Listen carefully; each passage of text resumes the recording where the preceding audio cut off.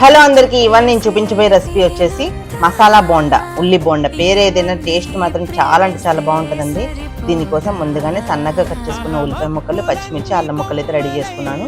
ఇది వచ్చేసి ఈ పిండి రాత్రి పెరుగులో మైదా, కొంచెం కరాచి నూక, ఉప్పు, జీలకర్ర, సరిపడినంత వాటర్, పెరుగులో మొత్తం అంతా నానబెట్టేసుకున్నాను. బాగా మ్యారినేట్ చేసుకోవాలన్నమాట. ఇవి ఉల్లిపాయ ముక్కలన్నింటినీ ఇట్లా కలిపేసి ఈ పిండి అంతా బాగా వాల్యూమ్ ఇంక్రీజ్ అయ్యేలాగా మ్యారినేట్ చేసుకోవాలి.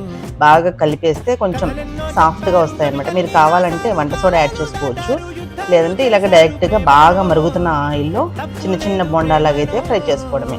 చూస్తున్నారు కదండి, ఈ విధంగా కాస్త సెట్ అయిన తర్వాత మాత్రమే కదపండి, లేదంటే ఒకదానికి ఒకటి అంటుకుంటాయి అన్నమాట. ఇలాగా అన్నీ కూడా నెమ్మదిగా లో టు మీడియం ఫ్లేమ్లో ఫ్రై చేసుకొని హై ఫ్లేమ్లో ఉండగానే తీసి సర్వ్ చేసుకోవాలి. చట్నీతో అయితే సూపర్ ఉంటుందండి, కంపల్సరీ ట్రై చేయండి.